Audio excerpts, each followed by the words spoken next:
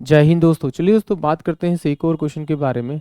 इस क्वेश्चन में एग्जामिनर ने कहा है Ram spend 40% of his salary on food, 20% on his house rent, 10% on in entertainment and 10% of conveyance. If he's saving at the end of month are 1500 then he's salary per month. यानी examiner ने क्या कहा कि राम की कुछ salary थी, उसने अपनी सैलरी में से 40% जो है वो फूड पे खर्च कर दिया, अपनी सैलरी का उसने 20% हाउस रेंट पे खर्च कर दिया, 10% उसने एंटरटेनमेंट पे खर्च कर दिया और 10% उसने कन्वेंस पे खर्च कर दिया। तो बोल रहा है कि eight the end of month उसको 1500 रुपये बच रहे हैं। तो एग्जामिनर पूछ रहा है कि उसकी सैलरी कितनी थी।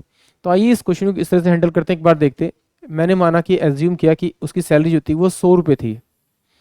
अगर वो 100 रुपये सैलरी थी तो वो 40% किस पे खर्च करता है, अपना फूड पे खर्च करता है। तो अगर 100 रुपये का 40% निकालूंगा मैं, तो ये 40 रुपीज़ किस पे खर्च करेगा, आपका फूड पे खर्च करेगा। फिर उसने 20% ऑन हाउस रेंट पे खर्च किया, उसने यहाँ पे 20 रुपीज़ जो हाउस रेंट पे खर्च कर दिया उसने। फिर उसने 10% ऑन एंटरटेनमेंट पे खर्च किया, उसने 100 रुपये का 10% उसने एंटरटेनमेंट पे खर्च किया उसने। और 10 रुपये उसका क्या होगा, 100 रुपये का 10% यानी 10 रुपये कन्वेंस होगा उसका। तो ये टोटल जो उसने खर्च किया कितना, 40 और 20 60, 60 और 20 80, यानी कि टोटल 80 रुपये खर्च किया। बट था उसके पास कितना, 100 रुपये। तो अगर इन दोनों का मैं डिफरेंस निकालूंगा तो डिफरेंस कितना आएगा मेरे पास में, आपका 20 रुपीज़। बट एग्जामिनर क्या कह रहा है उसके पास से कितना, 1500 रुपये। तो इसको किससे मल्टीप्लाई करना पड़ेगा, 75 से। जिससे इसे मल्टीप्लाई करेंगे उसी से हम डायरेक्ट इसको मल्टीप्लाई कर देंगे। यानी कि 7500 रुपीज़ क्या आएगा उसका, आपका उसका मंथली इनकम आएगा। यानी कि ऑप्शन जो बी होगा वो इस क्वेश्चन का करेक्ट होगा।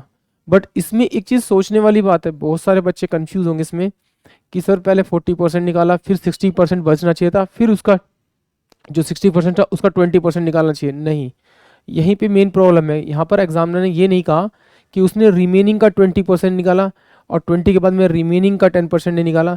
बट एग्जामिनर सीधे सीधा कह रहा है कि उसकी जो इनकम है उस इनकम का 40% इसने पहले खर्च किया फूड पर, फिर जो टोटल इनकम है उसका 20% खर्च किया हाउस रेंट पे, फिर जो उसकी टोटल इनकम है उसका उसने 10% खर्च किया एंटरटेनमेंट पे, फिर उसका 10% जो है उसका अदर एक्सपेंस यानी कन्वेंस जो है वो खर्च किया। तो टोटल उसने कितना खर्च कर दिया, 80 रुपीज़ खर्च कर दिया।